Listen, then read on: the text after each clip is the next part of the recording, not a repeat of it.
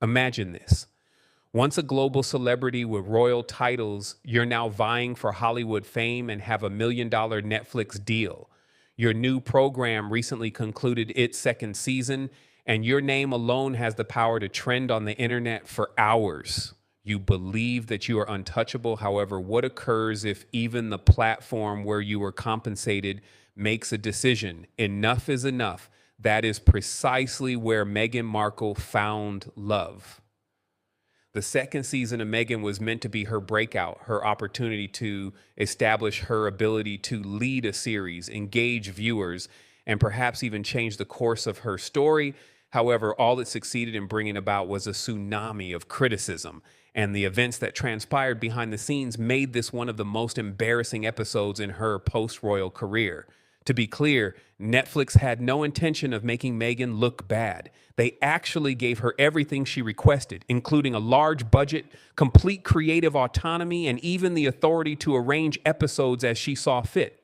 In order to treat season 2 more like part 2 of season 1, she decided to film all of the episodes in bulk. One large shoot was divided into sections. This was effective, possibly clever, but most definitely not.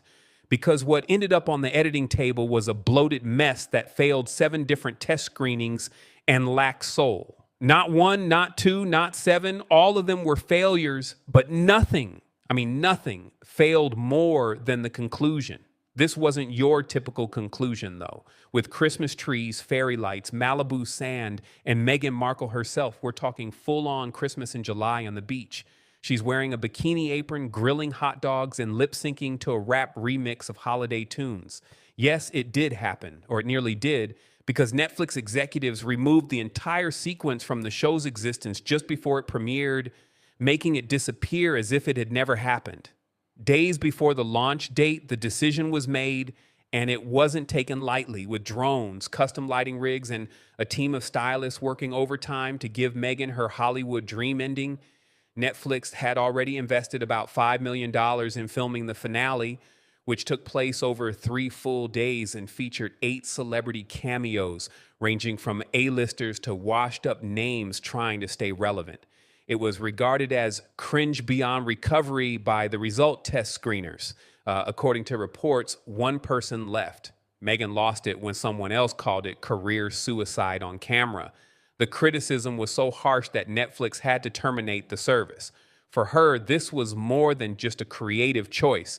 She felt that the conclusion was her finest work, but it was also her moment of redemption, the one that would silence the detractors and demonstrate her continued star power. She had a complete meltdown when the filmmakers told her that the entire beach sequence had been cut with no plans to release it, even as a deleted scene. According to reports, she pleaded with Netflix to change their mind, stating that her vision should be seen by people, but executives refused. They didn't want to add to the already developing PR catastrophe by taking a chance.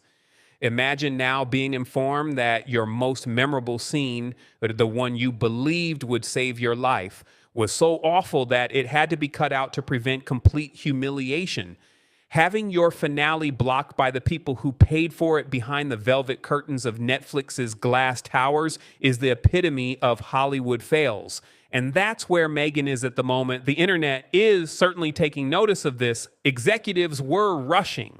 The Malibu finale was like gasoline waiting to burst inside, and the criticism from the trailer alone had already escalated into a full-fledged firestorm. They were calling the project a salvage operation. After the 7th screening failure, Ted Sarandos himself was looped in, which is uncommon unless things are really going wrong. When the video of Meghan dancing on the sand while holding sparkly ornaments and giant candy canes first appeared in the edit bay, "We're going to be burnt to oblivion," one executive reportedly moaned. How then did everything go so wrong? According to sources, the whole production team went into survival mode as soon as Meghan requested creative control. They had stopped putting on a show. One production member characterized the set as a publicity ploy masquerading as a series, indicating that they were realizing her desire.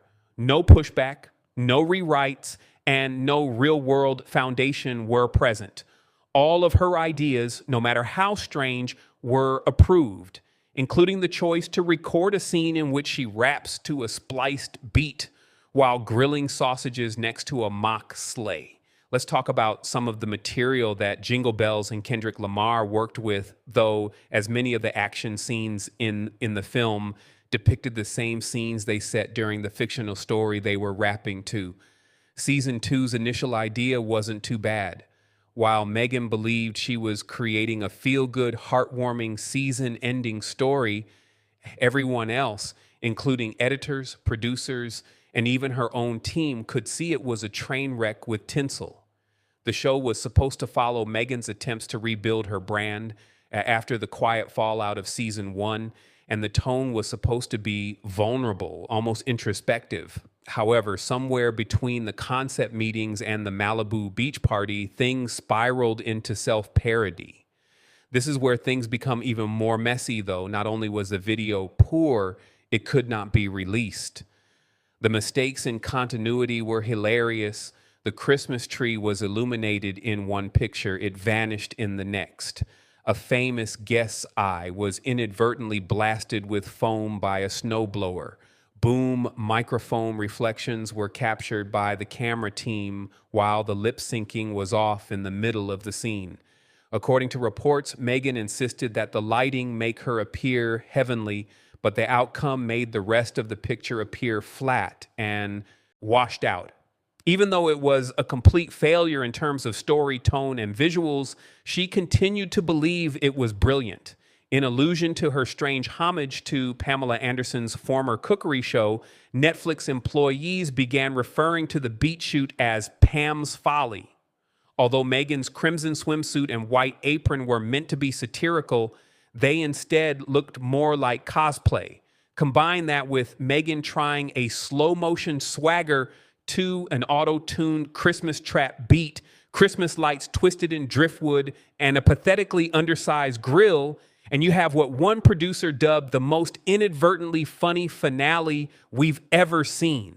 Not even the cameos by famous people could redeem it. During the shoot, some of them were said to have appeared obviously perplexed. One visitor believed they were filming a holiday public service announcement rather than a reality show, as a courteous way of expressing, "What the hell is this?" Another left after an hour, claiming creative differences. The repercussions inside Meghan's camp were immediate after the sequence was deleted. Threats of legal action, draft public statements, and ceaseless back and forth between her representatives were all present in Netflix, but the massive streaming service remained steadfast. The finale had died. The $5 million worth of beach lights, celebrity wrangling, and Meghan's dream moment were all buried in the Netflix vault and never seen again. Instead, executives replaced it with a dull montage of unused B-roll that was patched together just enough to meet the runtime. There was no celebration or closure, just a quiet, awkward fade to black. Almost immediately after the dust settled, the true impact became apparent, not only on the show's image, but also on Meghan's status in Hollywood. She was no longer the popular queen who had unrealized her potential as a producer, since she was now responsible for the most costly deleted sequence in Netflix's recent history, and since the company depends heavily on optics, a stain like that is difficult to remove. Internal teams at headquarters discreetly withdrew their affection from Meghan. Budgets for brand marketing were cut. The cast, which was small outside of Meghan, was told to cut back on media appearances, and press junkets were canceled. A few sites that asked for interviews were even ghosted by Netflix PR managers. Nobody was willing to explain why a segment featuring 8 celebrities was completely removed. There was a secret, desperate hope that the internet may disappear if they simply pushed through the release, kept it low profile, and let it fade out. They were mistaken. On TikTok and YouTube, clips from the teaser were already being cut, stitched, and mocked.